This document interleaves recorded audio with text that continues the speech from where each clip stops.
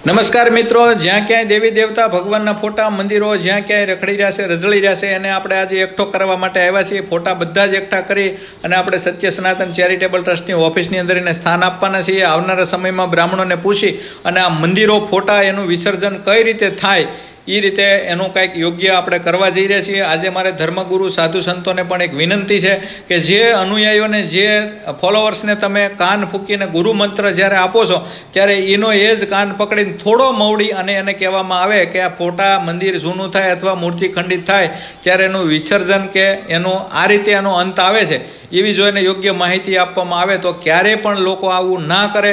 કારણ કે એક કોમ્યુનિટી અત્યારે એવી પણ છે કે તમારા મંદિરમાં કે ફોટામાં નડતર છે કે મેલું છે, એના કારણે તમારે મંદિર બદલવું પડશે. તો દુઃખી માણસો ડરના માર્યા મંદિરને ફોટા એવી રીતે મૂકી જતા હોય છે. એની પાસે પણ માહિતી નથી કે આનું વિસર્જન કઈ રીતે થાય, આનો સંપૂર્ણપણે આનો અંત કેવી રીતે લાવી શકાય એની માહિતી નથી. એના કારણે આ જે મૂકનારા છે ને એ લોકોનો એક પણ ટકો દોષ નથી. કારણ કે એને આજ સુધી કોઈ ધર્મમાંથી કે કોઈ શાસ્ત્રમાંથી કે કોઈ કથાની અંદરથી એવી માહિતી આપવામાં નથી આવી. ને જો આપવામાં આવી હોય તો મારા સુધી તમે ચોક્કસ એ વિડીયોને મોકલી શકો છો. કારણ કે આજ સુધી ક્યારેય નથી કહેવામાં આવ્યું કે તમારી ઘેરે ફોટા જૂના થાય કે જે કાંઈ હોય એનો અંત કેવી રીતે આવે. હા, ગુરુનો, ભગવાનનો, મંદિરનો ખૂબ મહિમા ગાવામાં આવ્યો છે કે ગુરુદ્વારે દેવદર્શને ખાલી હાથે ન જવું, આવકનો તો સ્ત્ર જળવાઈ રહે, એટલા માટે એવી માહિતી આપવામાં આવે છે. પણ આ બાબતે ક્યારેય માહિતી આપવામાં નથી આવતી. એટલે ખાસ માર્ગદર્શનનો અને યોગ્ય માહિતીના અભાવના કારણે અત્યારે આપણા દેવી દેવતાઓ, ભગવાન, આપણા ઈષ્ટદેવ બધા જ રઝળી રહ્યા છે, રખડી રહ્યા છે. આની દરેક ધર્મપ્રેમી જનતાએ નોંધ લેવી જોઈએ.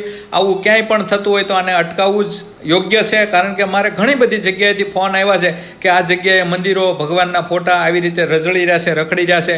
કોઈ નદી તળાવના આરા હોય ત્યાં અથવા કોઈ વૃક્ષની નીચે આવી રીતે ભગવાનના ફોટાને, દરેક ભગવાનના ફોટા મૂકી જવામાં આવે છે. એવું પાછું કોઈ ન માનશો કે આમાં અમારા ભગવાન નથી. બધા જ ભગવાન છે. જેટલા ભગવાનને આપણે હિન્દુના ભગવાન કહીએ એ બધા જ ભગવાન છે. નવગ્રહથી માંડીને ટોટલ હનુમાનજી, સ્વામિનારાયણ, માતાજી, ભોળાનાથ વગેરે વગેરે, સાંઈ બાબા વગેરે વગેરે બધા જ ભગવાનના ફોટા અત્યારે રઝળી રહ્યા છે. તો આનું આપણે કંઈક એકઠું કરી અને પછી મંદિરોનું વગેરે વગેરેનું કંઈક અંત આવે એવું કરશું. ત્યાર પછી આ સ્વામિનારાયણ સંપ્રદાયની એક મૂર્તિ ખંડિત કોઈ મૂકી ગયું છે તો એના વિશે આજ હું તમને માહિતી આપું તો શાસ્ત્રોની અંદર 8 પ્રકારની મૂર્તિનું માતમ કહેવામાં કે ગાવામાં આવ્યું છે.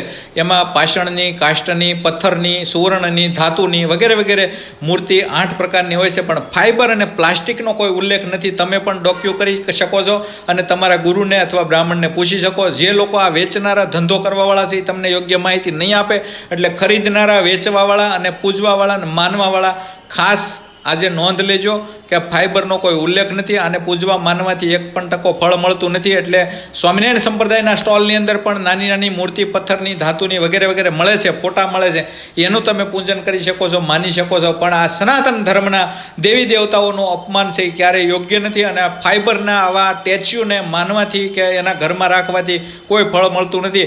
એટલે આ મૂર્તિ આપણે પણ કાંઈ કામની નથી થતી. આના હાથ ઠૂઠા થઈ ગયા છે અને ખંડિત મૂર્તિને કોઈ મૂકી ગયું છે. જે મૂકી ગયું હોય એને મુબારક, બાકી આપણે આ કાંઈ કામનું થતું નથી.